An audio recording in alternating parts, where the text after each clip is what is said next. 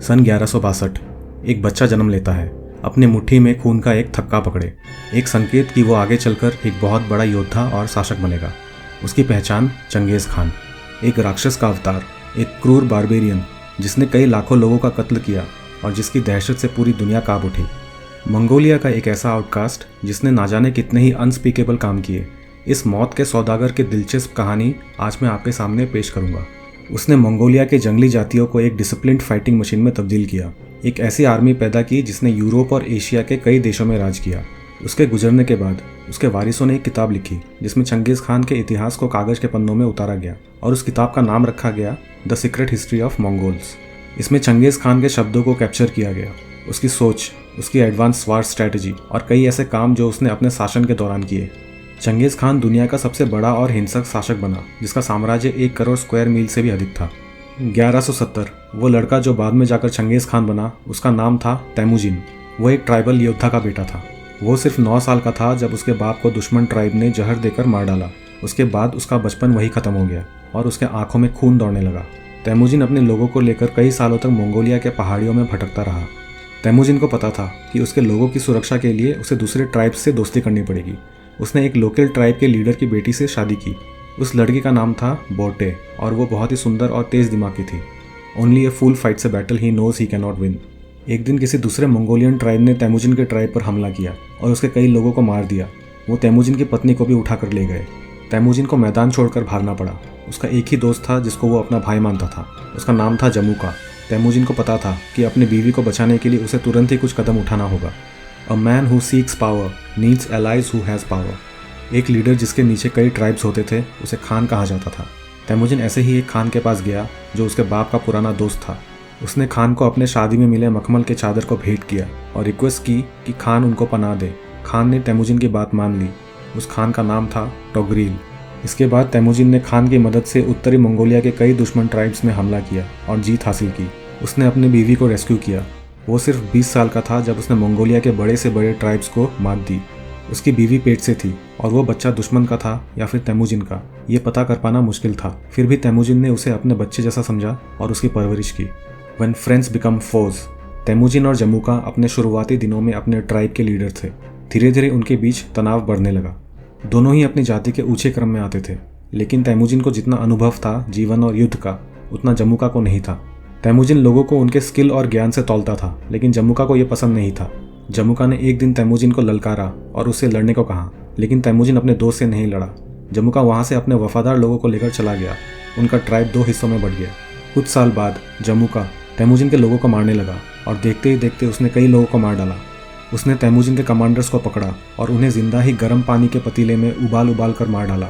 यह सब देखकर तैमूजिन का खून खौल उठा और उसने वचन दिया कि आज के बाद कोई भी उसे युद्ध में नहीं हरा पाएगा और वो जमुका को उसके कर्मों की सजा जरूर देगा। Men are loyal only to a strong leader। Jamuka के क्रूरता के बाद तैमूजिन ने एक खूंखार आर्मी तैयार की जो कि एडवांस वॉरफेयर में सक्षम थी। तैमूजिन अपने आर्मी का कमांडर इन चीफ था। वो अपने आर्मी को एक एलीट ऑफिसर के थ्रू कंट्रोल करता था जिसे कशिक कहते थे। उनका प्रमुख हथियार धनुष और बाण होते थे जिसे लकड़ी और जानवरों के कंकाल से बनाया जाता था। उनके बाणों का रेंज 500 मीटर था। घुड़सवार धनुधरों को बहुत ही अनुशासन से ये कला सिखाई जाती थी। घोड़ा दौड़ते हुए जब हवा में होता था तभी बाणों को छोड़ा जाता था ताकि टारगेट को भेदने में एक्यूरेसी प्राप्त हो। तैमूजिन ने बच्चे और जवान सबको युद्ध लड़ना सिखाया। उसने एक ऐसी सेना तैयार की जिसे युद्ध में हरा पाना ऑलमोस्ट इम्पॉसिबल था। ट्राइब के सभी लोग तैमूजिन को मानते थे उसकी बुद्धि और शौर्यता के लिए। A warrior does not win a battle by the virtue of his birth. सन 1204 तैमूजिन पश्चिम मंगोलिया की ओर रवाना होता है अपने दुश्मन जमुका को शिकस्त देने। खंगेई नामक पहाड़ के सामने वो अपना आर्मी तैनात करता है। तैमूजिन युद्ध में दुश्मन के दिमाग से खेलता है और रात को अपनी सेना से कहता है कि हर एक योद्धा 5 मशाले जलाएगा। इतनी मशाले देखकर दूर से जमुका की सेना डर जाती है और ये सोचती है कि वो अब ये युद्ध नहीं जीत सकती। तैमूजिन युद्ध के पहले ही दुश्मन सेना को दिमाग से हरा देता है। वो साइकोलॉजिकल वॉरफेयर में ख्याति हासिल करता है। Save your battle cries for the last. Temujin की सेना कभी भी युद्ध के पहले चीखती चिल्लाती नहीं थी। वो अपने बैटल क्राइज आखिर तक बचा के रखती थी जीत के लिए। जब दोनों की सेना आमने सामने हुई तो जमुका की सेना चिल्लाने लगी और खुद को मोटिवेट करने लगी। तैमूजिन की सेना चुपचाप आगे दुश्मन की ओर बढ़ने लगी। तैमूजिन ने अपनी एक बटालियन और कई अस्त्र रिजर्व रखी हुई थी। सबसे पहले उसके धनुधर आए और दुश्मन की पहली वेव को मार गिराया। फिर उसके घुड़सवार सैनिकों ने हमला किया और दुश्मन को कुचलते आगे बढ़े। किताब में लिखी बातों के अनुसार हर एक तकनीक बहुत ही प्लानिंग के साथ एग्जीक्यूट की गई थी। अचानक तैमूजिन की एक पलटन युद्ध से भागने लगी। ये देखकर जम्मुका के सैनिकों ने उनका पीछा किया और फिर तैमूजिन के रिजर्व में रखे सैनिकों ने उन्हें मार गिराया। षड्यंत्र रचने में तैमूजिन का कोई मुकाबला नहीं था। जम्मुका की सेना बुरी तरह परास्त हुई और ये देखकर जम्मुका पहाड़ों में जान बचाकर भाग निकला। Forgiveness is what turns a man into a leader. युद्ध में मिले शिकस्त के बाद जम्मुका पहाड़ियों में जा छुपा और कई महीने वहीं छुपा रहा। अंत में उसके 2 कमांडरों ने उसे धोखा दिया और उसे बांधकर तैमूजिन के पास ले आए, इस उम्मीद में कि तैमूजिन उन्हें इनाम देगा। ये देख तैमूजिन का खून खौल उठा और उसने उन दोनों कमांडरों को मार डाला और जम्मुका को माफ करते हुए अपने साथ आने को कहा। जम्मुका को यह माफ़ी मंजूर नहीं थी और वो बोला कि जैसे आसमान में एक ही सूरज है वैसे ही इस दुनिया में एक ही आदमी राज कर सकता है। उसने मौत मांगी और तैमूजिन ने जम्मुका की आखिरी ख्वाहिश पूरी की। जम्मुका के मरने के बाद सभी मंगोल ट्राइब्स तैमूजिन के पास आए और उसे सबसे बड़ा राजा घोषित किया। ऐसा पहली बार हुआ था मंगोलिया के इतिहास में। तैमूजिन को एक नई उपाधि दी गई और उसे पुकारा गया Changez Khan. Planning the attack, playing by mind. Mongolia के पूर्व में चीन का बहुत ही बड़ा साम्राज्य था और चंगेज़ खान को पता था कि चीन कभी भी मंगोलिया में पनपते इस रिवॉल्यूशन को सहन नहीं करेगा और वो मंगोलिया पे हमला ज़रूर करेगा। तो उसने चीन पर पहले हमले की सोची। उसकी चीन से मुठभेड़ 6 सालों तक चली, जिसमें चंगेज़ खान ने 50,000 सैनिकों को लीड किया। ये इतिहास का सबसे लंबा चलने वाला युद्ध था। उसने गोबी रेगिस्तान को पार किया उत्तरी चीन तक पहुंचने में। जब चीन को यह पता चला कि चंगेज़ खान उनसे भिड़ने आ रहा है तो उन्होंने उस तक एक संदेश भेजा कि चीन के सामने वो कुछ भी नहीं है। चंगेज़ खान को चीनी बॉर्डर में कई योद्धा मिले जो जंग लड़ने में योग्य थे। ये एक मर्सिनरीज का ग्रुप था। उन्होंने चंगेज़ खान के बारे में सुन रखा था और वो भी उसके सेना में जाकर मिल गए। चंगेज़ खान की सेना और भी स्ट्रांग हो गई। All who surrender would be spared, those who did not would be एनाइलेटेड। Changez Khan की आर्मी उत्तरी चीन में एंटर करती है। उसके बाद कुछ ऐसे काम करती है जो दिल दहला देने वाली थी। गाँव को लूटना, रेप करना, बच्चों और बूढ़ों का कत्ल करना, ऐसी हिंसा की कोई चीज़ नहीं रह जाती जो चंगेज़ खान की सेना ने ना की हो। अब चंगेज़ खान को चीन की राजधानी बीजिंग पे काबू पाना था, लेकिन बीजिंग में घुसने के लिए उसे किले के दीवार को भेदना था जो बहुत ही मुश्किल था। उसने फिर से साइकोलॉजिकल वॉरफेयर अपनाया और चीनियों के फूड और एसेंशियल सप्लाईज रोक दिए। चीनी अपने ही किले में बंदी बनकर रहने लगे। चंगेज़ खान अब बड़े कैटापल्ट बनाने की तैयारी करने लगा जिससे किले की दीवारों को तोड़ा जा सके। उसे कोई जल्दी नहीं थी और वो चीनी किले के बाहर ही अपनी सेना के साथ सही वक्त का इंतजार करने लगा। कई महीनों बाद किले के अंदर कैद चीनी लोग खाने को तरसने लगे। वो नरभक्षियों में तब्दील होने लगे और एक दूसरे को चीड़ फाड़ कर खाने लगे। भूख लोगों से क्या क्या नहीं करवाती। चंगेज़ खान को यही समय ठीक लगा वार करने को। उसने अपनी सेना को आगे बढ़ने को कहा। Advanced warfare and barbaric intentions. Changez Khan ने बंदी बनाए चीनियों को कैटापुल्ट्स को आगे ले जाने को कहा ताकि दुश्मन के तीर दुश्मन को ही पहले लगे, ना कि उसके सैनिकों को। और उसने अपने सभी सैनिकों को रेशम से बने कपड़े पहनाए उनके आर्मर के नीचे, ताकि जब किसी को दुश्मन के तीर लगे तो उसे आसानी से बाहर निकाला जा सके। चीनी सेना अपने एडवांस वॉरफेयर के लिए जानी जाती थी और उन्होंने भी चंगेज़ खान की सेना का डटकर सामना किया। उन्होंने कई गोले बारूद बरसाए, लेकिन चंगेज़ खान की सेना बहुत ही प्लानिंग के साथ मैदान में उतरी थी और चीनी अब भी बेहाल थे बिना खाने और पानी के। चीनी सेना मंगोल्स को नहीं रोक पाई और मंगोल्स सीढ़ियों से दीवार को फांदने लगे। अब मंगोल्स किले के अंदर पहुंच चुके थे। ये देखकर चीनी कमांडर ने आत्महत्या करना ही ठीक समझा। चंगेज़ खान ने बीजिंग हड़प ली, फिर किसी भी चीनी को नहीं बख्शा गया। The secret book of Mongols में ये लिखा है कि पूरा बीजिंग चीनियों के खून से लथपथ हो गया। कंकालों का ढेर लग गया।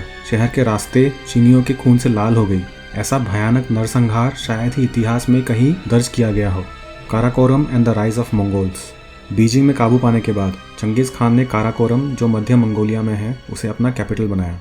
वो काराकोरम को एक व्यापार और संस्कृति का केंद्र बनाना चाहता था। वो मंगोलिया के लोगों को उन्नति के रास्ते में ले गया। बंदी बनाए चीनियों से उसने मेडिसिन, आधुनिक हथियार और साहित्य का ज्ञान लिया और अपने लोगों को शिक्षित किया। वो जितना बड़ा दरिंदा था दूसरे देशों के लिए, उतना ही बड़ा भगवान था मंगोलियंस के लिए। उसने मंगोलिया में एजुकेशन को बढ़ावा दिया और एक लीगल सिस्टम विकसित किया लॉ एंड ऑर्डर के लिए। हर मंगोलियन ट्राइब को अपना ज़मीन दिया गया और सारी सुविधा प्रोवाइड की गई आगे बढ़ने के लिए। I am the punishment of God. अपने व्यापार को बढ़ाने के लिए चंगेज़ खान अपने दूत को पर्शिया भेजता है, लेकिन पर्शियंस उस दूत का सर काट के वापस भेज देते हैं। चंगेज़ खान इस युद्ध के प्रस्ताव को एक्सेप्ट करता है और अपने 2 लाख सैनिक भेजता है पर्शिया को जीतने के लिए। 10 लाख से भी ज़्यादा पर्शियन लोगों को मारा जाता है। चंगेज़ खान के शब्दों में, मैं ऊपर वाले की दी हुई एक सज़ा हूँ। अगर तुमने घिनौने जुर्म ना किए होते तो ऊपर वाला मुझ जैसे को तुम तक ना पहुँचाता। इसके बाद वो अपनी सेना को दुनिया के पश्चिम छोर की ओर बढ़ते रहने को कहता है, जब तक कोई उन्हें ना रोके। ऐसे हैवानों को कौन रोक पाता। देखते ही देखते मंगोल्स ने यूरोप के कई सारे देशों और शहरों को अपने अधीन कर लिया था। कहते हैं चंगेज़ खान का एम्पायर 4 गुना अधिक था अलेक्जेंडर द ग्रेट से और 2 गुना था रोमन एम्पायर से। उसने दुनिया के 11% से अधिक पॉपुलेशन को मिटा दिया था। ऐसा हिंसक राक्षस दुनिया ने पहले कभी नहीं देखा था। चंगेज़ खान अब भी खुश नहीं था, उसे पूरी दुनिया चाहिए थी। The secret elixir, soon I will know death but I will never know my destiny. सन 1222 चंगेज़ खान एक मॉन्क को बुलाता है और कुछ ऐसा मांगता है जिससे वो मॉन्क भी सरप्राइज्ड हो जाता है।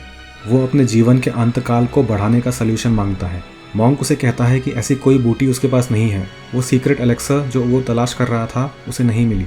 4 साल बाद चीन से लड़े जा रहे एक युद्ध में पहुंचने से पहले ही चंगेज़ खान अपने घोड़े से गिर जाता है और बेहोश हो जाता है। वो मरने वाला था।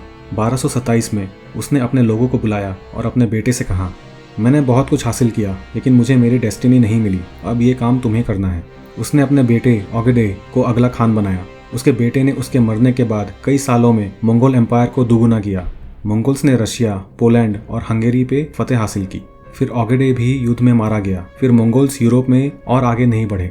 कई सदियों बाद मंगोल्स का एम्पायर धीरे धीरे टूटने लगा। चंगेज़ खान जैसा शासक कई सदियों में एक बार आता है।